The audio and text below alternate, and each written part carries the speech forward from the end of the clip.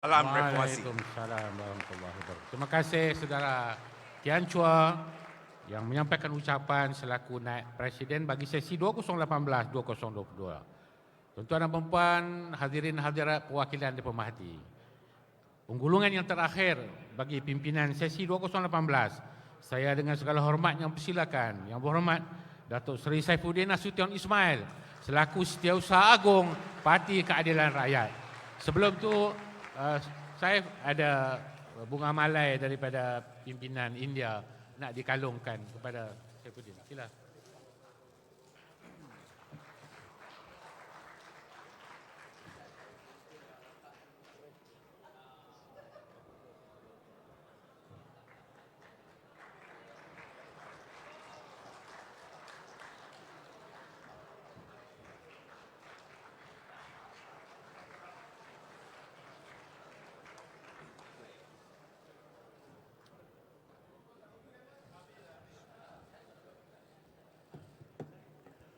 Bismillahirrahmanirrahim.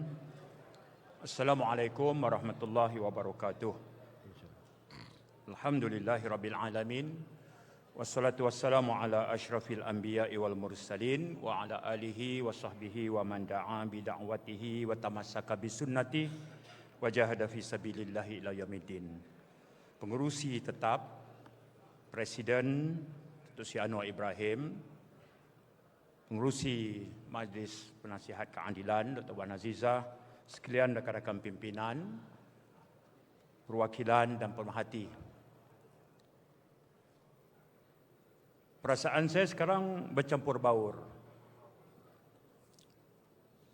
Pertama, saya bangga kerana setelah lebih 22 tahun, Keadilan hari ini muncul sebagai parti yang cukup besar, berdaftar di 222 cabang di seluruh negara dari Perlis hingga ke Sabah. Menjadi satu parti pelbagai kaum yang cukup besar diukur bukan saja dari segi jumlah keanggotaan tetapi juga kekuatan ahli parlimen, ahli Dewan Negeri dan juga kekuatan organisasi yang cukup baik dan berpotensi. Saya cukup bangga. Ketika mula-mula ikut menubuhkan parti seawal April 99, tak pernah kita terbayang kita akan berada dalam keadaan sekarang. Perasaan bangga itu cukup tebal pada diri saya. Kedua, hadir juga dalam diri saya ini perasaan bimbang. Rupanya menguruskan parti ketika tidak ada kuasa lebih mudah daripada mengurus parti ketika kita merasai nikmat kemenangan. Ujian dan cabarannya itu berbeza. Waktu kita kalah dan tak pernah mengecap nikmat kemenangan, ukhuwah dan silaturahim sesama kita itu cukup mantap dan kuat. Kita boleh menunjukkan saling hormat antara kita, hormat antara anggota dengan pimpinan, adab, tertib, sopan, akhlak. Sehingga kan kalau kita turun ketika pilihan raya, kita turun dengan satu kepuasan, kenikmatan dalam arus perjuangan. Walaupun hakikat setelah kita masuk, kita kalah, tetapi solidariti, silaturahmi sama kita tu cukup kuat. Di mana juga kita berjumpa, bertegur sapa, kita betul-betul wujud sebagai satu keadaan yang istilah Al-Quran disebut ka'annahum bunyanun marsus. Ibarat suatu susunan batu bata yang kukuh yang mendukung perjuangan. Waktu bila ni? Waktu kita tak pernah mengecap nikmat kemenangan. Ujian setelah kita menerima nikmat kemenangan ini menjadikan saya cukup bimbang. Kita melihat satu sama lain dengan penuh rasa syak wasangka. Menyerang saudara sendiri itu satu kenikmatan baru pada kita. Melihat kalangan yang berbeza pandangan dengan kita sebagai musuh yang lebih kuat berbanding lawan sebenar kita di kalangan parti politik lawan. Sehingga satu tahap, melihat barisan kepimpinan di atas ini adalah orang yang patut dilayan kalau kita tak setuju tanpa adab dan sopan. Ini menjadikan saya bimbang. Kebimbangan itu masih boleh diubati. Yang boleh mengubatinya itu kita sendiri, bukan orang lain. Tanya diri kita sendiri, kita nak bergerak sebagai satu pasukan yang kuat bersatu padu atau sebagai satu yang penuh dengan kabilah yang berpecah belah. Soalan hanya kita boleh jawab.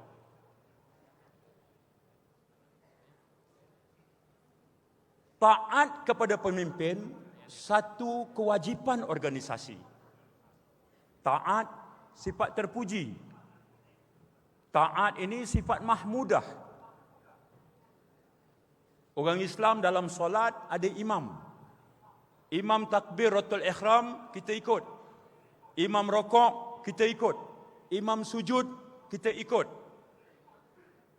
Sekali kita tak ikut imam, solat kita terbatal. Kalau imam tak betul, kita boleh tegur. Dalam solat ada cara tegur imam. Bila kita di luar organisasi, di luar solat jemaah, dalam organisasi, kepatuhan kepada imam itu disiplin dalam solat jemaah kita. Ini kita nak kena ingat. Imam rokok, kita rokok. Itu bukan makna bodek imam.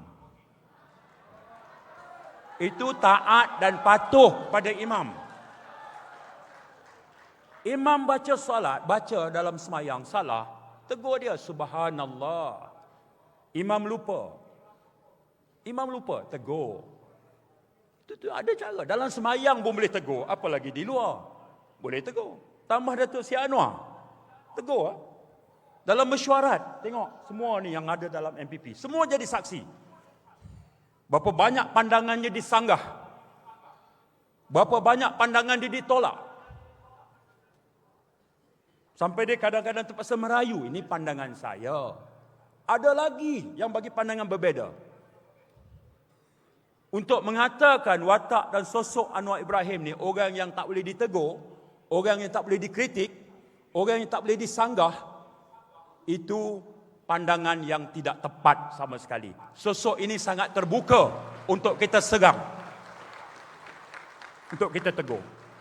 Tegur mesti ada adab. Mesti ada akhlak. Tegur guru, boleh. Adab kena ada. Tegur ibu bapa, boleh. Adab kena ada. Tegur pemimpin, boleh. Adab dan akhlak kena ada. Ini mesej kita. Bukan kerana namanya Anwar. Tapi dari segi umur, dia lebih tua dari kita. Saya 59, Datuk Seri Anwar 74. 10 bulan 8 ni 75. Saya baru 59. Nampak macam 39. Tak ada masalah. Datuk Seri Anwar 75. Nampak macam 95. Umur.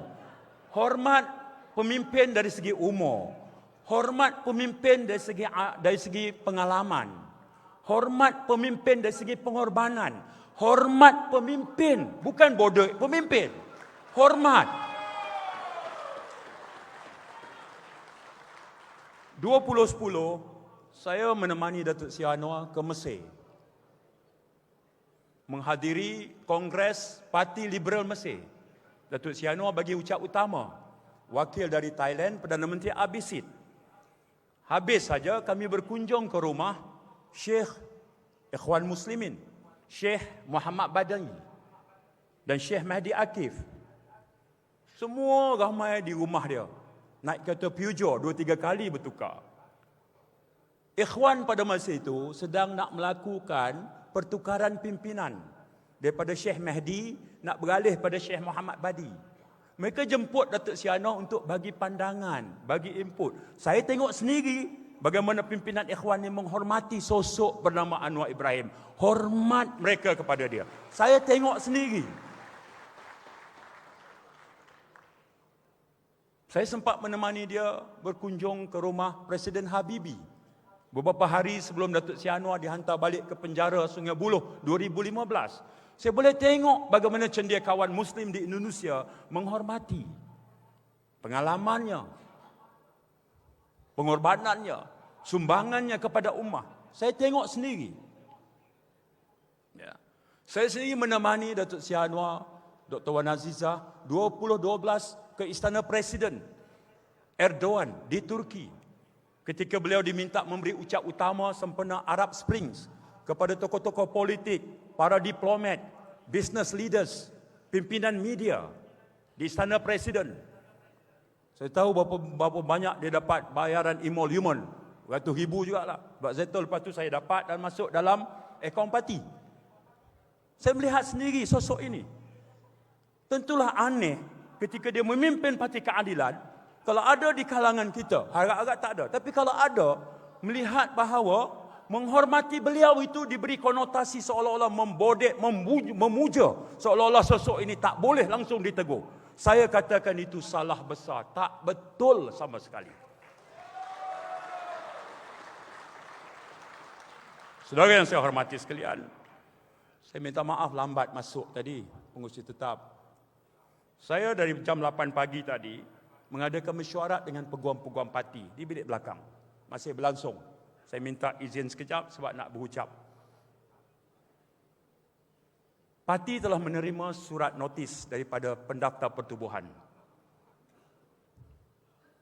untuk Setiausaha Agong mengemukakan penjelasan terhadap sejumlah aduan yang telah sampai kepada ROS, pendaftar pertubuhan, berkenaan dengan proses pemilihan yang telah diadakan baru-baru ini.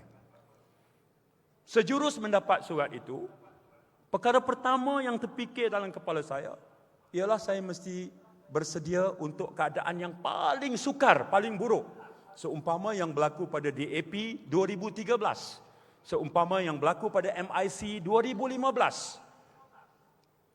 Tapi percayalah saudara, dengan dokongan rakan-rakan pimpinan lama dan baru, tugas saya yang terakhir sekarang ni. Ni sekarang terakhir. Lepas ni saya tidak lagi Setiausaha Agong. Tapi untuk minit-minit terakhir ini, percayalah saudara menjadi saksi.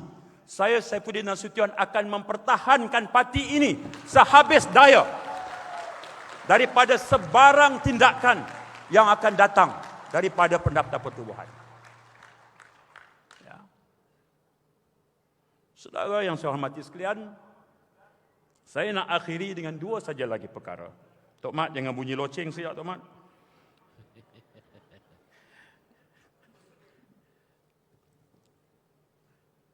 Saya baca Quran, saya baca tafsirnya. Saya sangat terkesan dengan pengajaran peristiwa Uhud, Perang Uhud. Perang Uhud ini, rupanya dia melahirkan 4 watak, 4 golongan pengikut. Yang pertama, belum pun melangkah ke medan perang, mereka sudah tarik diri. Sebab ketua mereka memberi satu cadangan strategi perang. Pada ketua ini, strategi perang ini yang paling baik untuk Nabi dan para sahabat dan tentera Islam menang. Tapi Nabi menerima cadangan strategi yang lain. Tak terima cadangan daripada ketua ini. Oleh itu, ketua ini kata, "Wahai Rasulullah, kenapa mesti dengar nasihat orang keliling kamu yang tak faham strategi perang? Aku yang paling baik cadangan strategi." Tapi Nabi stick kepada cadangan lain, tolak cadangan ini. Ketua kumpulan ini kemudian mengajak pengikut dia, jangan ikut Nabi untuk keluar berperang. Awal lagi, hanya kerana cadangannya tak diterima. Itu yang pertama. Watak yang kedua, tentera pemanah di atas bukit. Nabi pesan 4 kali. Kami kalah sekalipun di bawah, jangan turun. Kami menang pun, jangan turun. 4 kali Nabi pesan. Hakikatnya ialah mereka tak patuh arahan ketua. Mereka tak patuh. Mereka turun juga daripada bukit. Ini watak yang kedua, arahan pemimpin mereka tak ikut. Yang ketiga, Mereka ikut perang. Kemudian timbul khabar angin Nabi telah terbunuh. Mereka tak semak khabar angin itu, mereka patah balik meninggalkan medan perang. Yang keempat, watak yang sink and swim, thick and thin, susah dan senang bersama dengan Nabi. Seperti Abu Bakar, seperti Umar, seperti Osman Ali dan sebagainya. Kekal bersama Nabi. Uhud, peperangan Uhud. Dia memberikan kita pengajaran.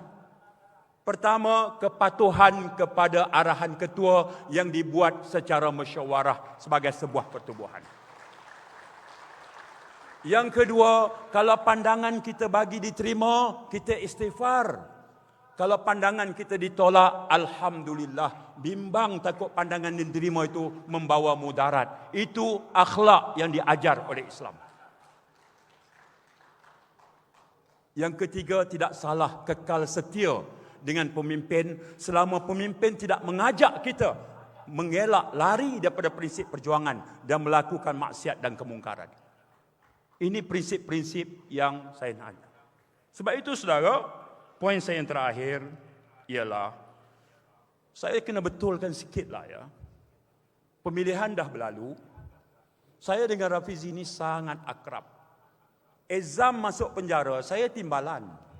Setiausaha saya, arwah Adlan Benan Omar, mentor Rafizi di Malay College. Rafizi masih bekerja di London. Kita lantik Rafizi sebagai exco pemuda keadilan pada ketika itu. Dan beliau mengetuai keadilan Eropah. Rafizi balik dan berkhidmat dengan Petronas. Saya ni ahli parlimen.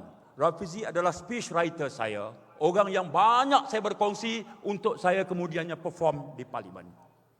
Rafizi kemudian dilantik ketua eksekutif pejabat penasihat ekonomi Datuk Seri Anwar. Kemudian bertanding di Parlimen Pandan. Hubungan kami sangat akrab seperti adik dan abang. Saya tidak akan izinkan hanya kerana parti yang membenarkan proses pemilihan untuk bertanding yang ada hanya satu jawatan mencarikan hubungan silaturahmi saya antara saya dengan Rafizi. Saya tak akan benarkan.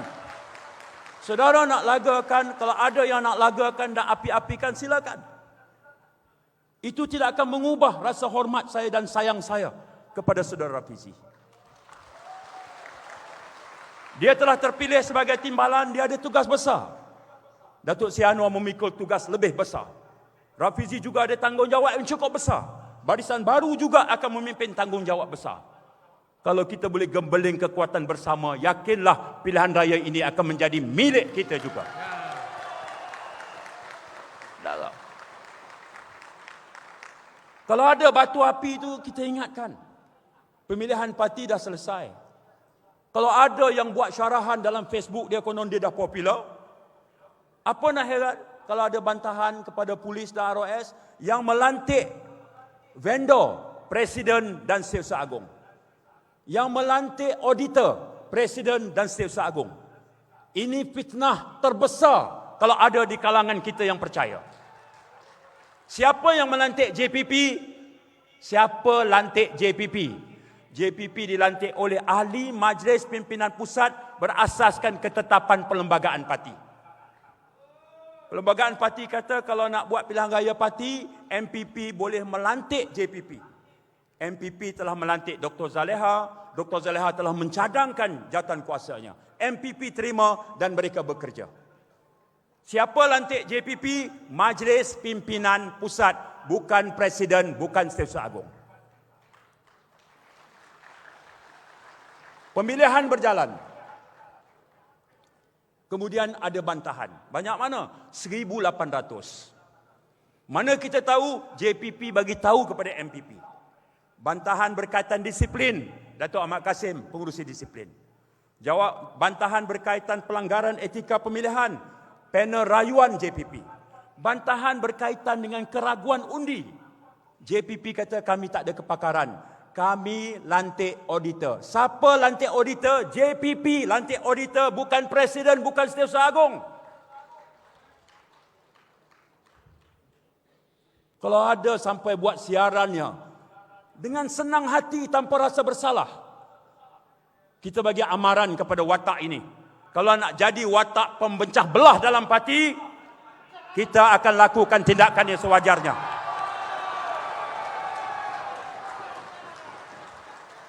Apa guna menabur fitnah untuk membangkitkan kemarahan sesama kita? Semua masih hidup lagi.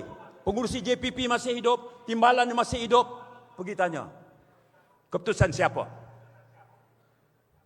Sebab itu saudara, tujuannya apa? Kalau menang kami dalam pemilihan, ini akar umbi sokong kami. Tapi kalau kalah, itu campur tangan presiden. Tak kejahat namanya. Saudara, yang terakhir. Tok Mat, yang terakhir sungguh. Saya minta izin. Yang terakhir merupakan harapan saya. Harapan saya. Pertama, saya nak ajak kita semua ambil pendekatan keadilan sebagai satu pasukan padu dengan setiap pemimpin, atas dan bawah dan anggota memainkan peranan untuk bergerak maju tangkas ke hadapan. Move forward. Yang kedua, saya percaya Datuk Seri Anwar ada peranan besar sebagai presiden. Sahabat saya Rafizi ada peranan besar sebagai timbalan. Tujuannya adalah untuk masuk, menang pilihan raya, menjadi parti terkuat dan calon terbaik sebagai Perdana Menteri ialah Datuk Seri Anwar Ibrahim. Boleh kita setuju? Boleh kita setuju? Kalau setuju, tolong bangun. Saya nak tengok. Tolong bangun. Tolong bangun. JPP tak biar bangun lah. Saya pun dengan lawyer, tak biar bangun. Tolong bangun. Bahawa kita bersetuju jika kita masuk pilihan raya dengan tekad menang dan rakyat bagi mandat, calon Perdana Menteri kita untuk kita angkat ialah Anwar Ibrahim. Setuju? Setuju? Setuju? Reformasi. Reformasi. Reformasi. Sila duduk. Saya juga nak mohon maaf atas kekurangan penganjuran Kongres bagi pihak seluruh pasukan Kongres. Saudara Hadi, Saudara Tama, Saudara Zura, Saudara Zara dan semua setiausaha kerja yang telah berhempas pulas mengatur Kongres. Saya bagi pihak mereka mohon maaf atas kekurangan sepanjang penganjuran Kongres. Sebagai Setiausaha Agung sejak tahun 2010, kemudian saya berehat sekejap tahun 2012, saya dilantik balik 2014, sehingga sekarang 2022, saya Saifuddin Nasution Ismail memohon 10 jari minta maaf kepada semua anggota parti di atas khilaf dan kesalahan saya selama ini. Terutama kepada Presiden, Bekas Presiden Dr. Wan Azizah, semua rakan-rakan pimpinan. Saya Saifuddin Nasution sayangkan keadilan. Saya mahu ukhuwah dan silaturahmi sesama kita terikat kukuh. Saya juga mahu untuk kita melangkah masuk pilihan raya sebagai parti yang kuat, berat sama dipikul, ringan sama dijinjing. Bulat buluh kerana bulat air kerana pembuluh, bulat manusia kerana muafakat. Assalamualaikum warahmatullahi wabarakatuh. Waalaikumsalam warahmatullahi wabarakatuh. Terima kasih. Yang berhormat Datuk Seri Saifuddin Nasution Ismail, Setiausaha Agung Parti Keadilan bagi sesi 2018-2022. Perwakilan dan pemerhati yang dikasihi sekalian, sepanjang tempoh kepimpinan parti bagi penggal 2018-2022 yang lalu, parti diserang badai dan gelombang yang amat dahsyat. Sepanjang sejarah perjuangan parti, kali ini adalah serangan yang sangat pedih dan memilukan. Kita kehilangan kerajaan secara tidak demokratik. Namun bahtera perjuangan oleh nakhwada Tuan Presiden dapat terus berlayar membelah samudera dengan gagah. Di sebalik perit dan pahitnya serangan, ini tetap ada hikmahnya. Selain daripada pengurusi tetap Kongres, saya juga ada